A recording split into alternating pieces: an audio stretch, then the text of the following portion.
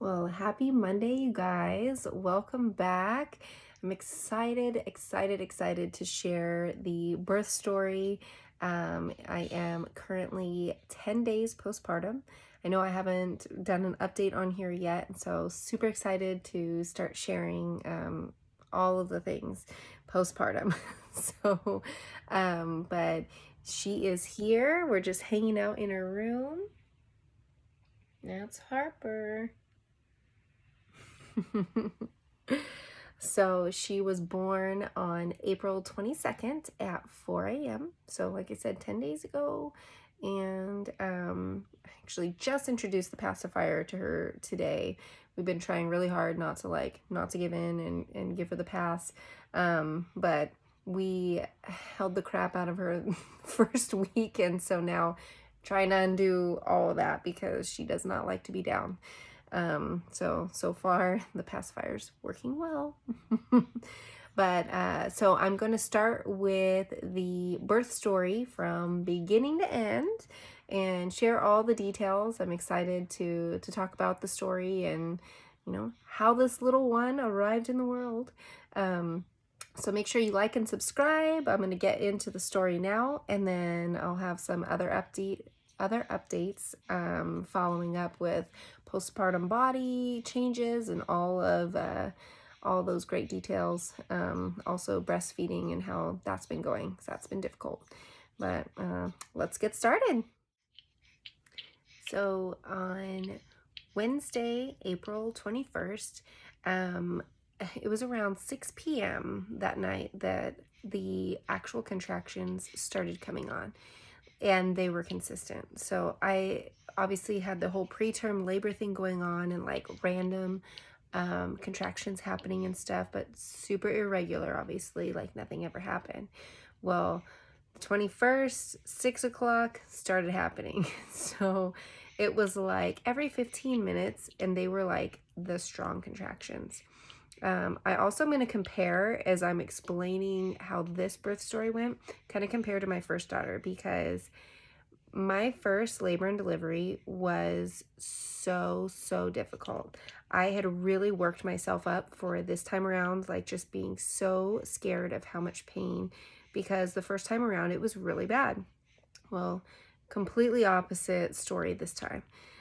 So the contraction started, and like I knew how to breathe better this time. And I tell you, moms, figure out how to breathe, because it made such a difference. And I really feel like that's what made the whole difference for me this time around, was being able to get my mind right, because last time I really gave in to the pain, and like your initial reaction with these contractions is to like tense up and like fight it. The best thing you can do is breathe through it and let the contractions do its thing. Like, they're there to open the cervix, like dilate you, and when you're fighting it, it doesn't work. Well, it doesn't work as well. It takes way longer. My first labor was 24 hours. This one was only 10. So I'm like, okay, more than half the time. It's awesome. But I was actually like breathing through the contractions. They would hit for like that, 45 seconds to a minute, and then they'd go away, and I just kind of go back to normal. I didn't cry once. I want to say I'm very proud of myself for my whole mindset during labor. But I started tracking, like I did my little timer on my phone and started timing them once they felt like a little bit closer. And they ended up getting like 4.5, 5 minutes apart around 10 o'clock that night. So I woke my husband up. I told him, well, my mom was here with my daughter, so she had arrived at our house that Wednesday, just coming to hang out, like not knowing that all of this was going to go down. So super thankful that she was here. So I told my husband earlier, like, you should probably go to bed. I feel like this is it. Like, it's going to happen, but let's, go through as much labor at home as possible before we go into the hospital. First time around, the first time I went into the hospital, got sent home. So in the back of my mind, I was kind of thinking the same thing was going to happen, that that we were going to go. They're going to check me and be like, nope, not yet. Go home, right? And it's so like discouraging when that happens, especially the first time around. Like I was in tears, so upset, in so much pain. Like it was bad. So anyways, this time I wake my husband up. I'm like, okay, we gotta go. Grab our bags. We head over to the hospital. It was like 10:30. They were amazing at the hospital. Like, I'm very thankful for how smooth and helpful everything went. Like, everyone was so amazing there. So they got us checked in right away, got me into the room, and the nurse was phenomenal. She came in, just super sweet girl, and she checked me and she's like, oh yeah, you're at a 4 already. And the day before I was just at a 1. So I was like, all right, I'm doing this thing. Like I'm doing it right. So I was really happy to hear that. She goes, let me go call your doctor and see, like if we're having a baby today. So since I was already past due, my due date was April 19th. So he's like, yep, keep her there, let her keep laboring, and we'll get this baby, it's baby time basically. So by this time, I think it was like 11:15ish maybe. So knew we were staying, we're excited, and she starts hooking me up to everything and asks if I want the epidural, and I'm like, yep, definitely want the epidural.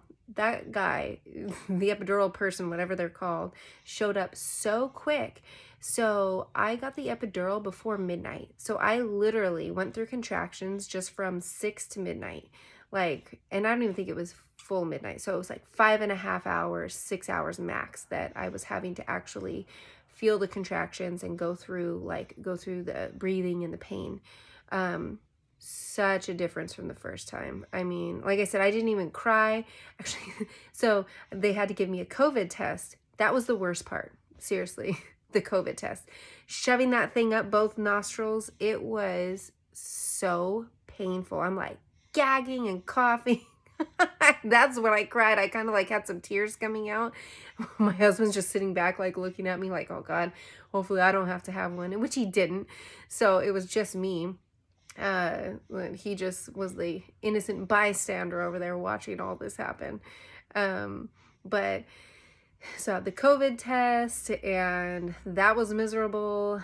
Got the epidural so quick, and I did really good with the epidural both times. Like as soon as I get it, it's like night and day, like a switch. Like you just don't feel, I didn't feel anything. I was still able to move my legs and stuff like that. So because the epidural's scary, you can't move. They have you like, hunched over holding a pillow, and they're like, you can't move. Doesn't matter if a contraction comes on, like you just have to stay still. And I was super terrified because I didn't want to get, like I don't want to be paralyzed. I don't want anything like aftermath of doing something wrong because I couldn't stay still. So, but this time around, so he had numbed the area back there, and that hurt too. Like just this pain when he's shooting the numbing stuff in there to be able to do the epidural, that was uncomfortable. But as he started like sliding the needle in, it hit a nerve or something, and I just jumped. And that was scary because I thought, oh my God, like I can't move. And my husband saw me, like he was standing in front of me, being there trying to support and that, which he did a great job doing that. But that part was scary. And they were like, what happened? I'm like, I felt something, like, I don't know. I couldn't help it. Like I just jumped. So they stopped right away and like did more numbing stuff. And they kept going, and it was fine. But that little like moment of panic, I'm like, holy shit, I moved, like, uh-oh, like, am I never gonna be able to walk again? I don't know. Your mind just instantly goes crazy, right? But I was obviously fine. I can move my legs, I'm all good. But so got the epidural, that one's smooth. And then the nurse is like, all right, let's just, I'll come in periodically and check you, but just try and get some sleep. So we're like, okay. So we did listen to the nurse, got some sleep. She came back in, I think it was like 3 a.m. She came in to check me, and she was like, I think I was at a 7. I believe I was at a 7. So checked me as at a 7, and they had my legs like separated and kind of open with like this peanut ball, to like let the contractions like push the baby down and get her like moving downwards instead of having my legs closed. So I had my legs open with the peanut ball. Well, shortly after she had checked me, you hear the monitor because they have you all hooked up and you can hear the heartbeat. All of a sudden, you hear this big, and I felt like it felt like a water sensation coming out. And I turned to my husband. I was like, I think my water just broke. And he's like, I heard that too. He's like, you think that was your water? And I'm like, yeah, I think so.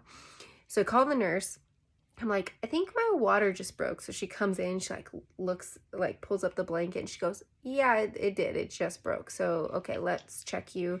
This was probably like 3:30 a.m. So she checks and she's like, oh yeah, baby is like right there. She's like, I'm gonna call the doctor. She goes, but let's do a little bit of a push. I just want to see like where we're at. So she's like down there, and she's like, okay, don't do a full push, but just like a little bit of a push. So I do that, and she goes, oh, stop. She's like, stop right there. She's like, baby's coming. She's like, let's close your legs. So she moved that peanut ball thing out of the way, closed my legs, and she's like, I'm calling your doctor right now. I'm like, okay. So I feel like he arrived so quick. It felt like maybe 10 minutes. I know he's close by for where the hospital is. He's there all the time. So I want to say it was like 10 minutes. Comes in, starts washing up, does all of his thing. He was probably there like 20 minutes total. It was crazy. So he's all ready. All the people come in the room, and my husband's like, oh my God, like, okay, it's baby time, like, this is it, right? She's coming. So doctor gets down there, all the lights are on, like, and I think my body just knew, like, okay, this is time. Like, I started getting so cold. It was uncontrollable shaking. Like, my whole body was just jittery. And it made me kind of nervous, and my husband was kind of nervous. He's like, are you okay? Like, just worried about me. And it's such a scary thing. Like, so much bad things can happen for mom and for baby. And so I know he was really nervous the first time too, and so he was nervous this time. And first time I don't remember like having this shaking. So that started happening, and all of a sudden it was basically go time. So it was 3:55 a.m. and the doctor's like, let's wait for a contraction, and then we're gonna push, right? They gave me a quick little reminder, like, get your legs up, and you're holding your legs, and you're bent over, and like basically you hold your breath. So like you hold and you just push so hard, and they count to 10.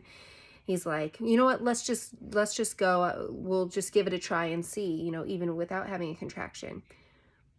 First push, it was nuts. She started coming out already. So he goes, oh, here she comes. So I only pushed through, I ended up having one contraction. It was 5 minutes. 4 a.m. on the dot, she was out. It was crazy. So my first daughter, I pushed for like 25 minutes, I think. So still not that long, but this one only 5 minutes. It was unbelievable. So to hear that cry, like, she comes out, you hear the cry, they set her right on my chest, like full-blown ugly crying. It was such the best sound ever. Like, hearing that first cry, it just melts my heart and gets me all emotional. But my husband was right there, and just so supportive and just so sweet through the whole thing. And so she came out super healthy. Everything was good. She was fairly clean because she barely spent any time like in the birth canal. So that was kind of crazy. And the nurses were like, this is like the cleanest baby I've seen in all my years. So they barely had to like clean her up. It was crazy. But so they took her over and like wiped her down and then gave her back to me. And so just did the whole skin on skin for like an hour, and she nursed for the first time. She latched right on. It was it was such a great experience. Like, my labor and delivery this time was amazing. I told my husband that if my first one was this, that I would think childbirth was no big deal. Like, the whole thing was just so smooth and easy, and really, I have to say, not painful. Like, it wasn't bad. So I would have been very upset if I had this one first and then my first experience second, because like I said, it was so bad. But I did tear some. It was like a 1st-degree tear, so not as bad as my first time either. So that wasn't as bad. But yeah, so that was literally, so 6 p.m. on the 21st, and then she was born at 4 a.m. on the 22nd. She was 7 pounds, 1 ounce, and 19.5 inches.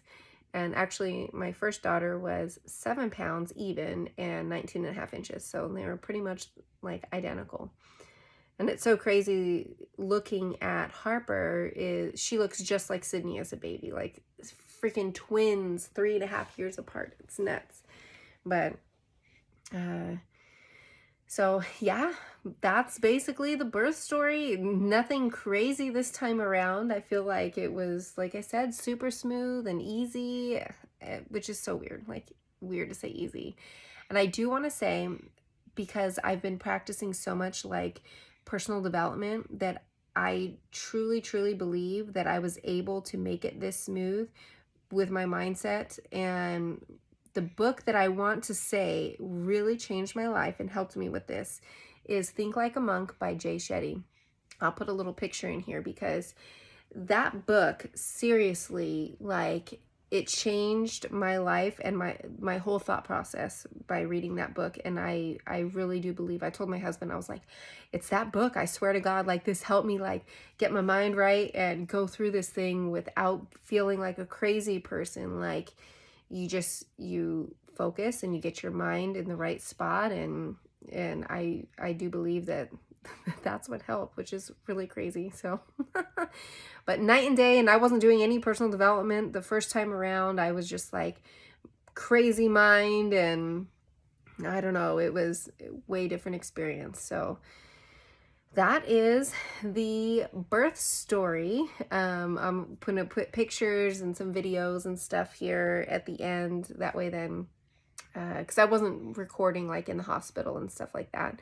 But I did get, the nurse was able to take some pictures when she was coming out and stuff. She was so cool. I was like, is it okay to like take pictures? And she's like, oh yeah. She's like, I'll take pictures for you. And so that was really cool. She gave me back the phone and she's like, there's some kind of close-up ones, but if you want pictures of your vagina, I don't care. So I'm like, yeah, sure, thanks. So I have all that documented, but yeah, you'll see all the pictures and stuff. And so happy to have my Harper girl here. And postpartum is 10 days in. It's crazy, just the next chapter of life. But I'll be updating you also on, I've been documenting my body changes during these 10 days, and breastfeeding is a whole nother story. So I'm going to do a whole nother update on how that's been going, because that's been tough. I'd say that's the worst part. COVID test and breastfeeding, those are the two things that have been like bad for me this time around. But labor and delivery was a piece of cake. So make sure you like and subscribe, and you can stay up to date with all of my postpartum updates. So have a great day.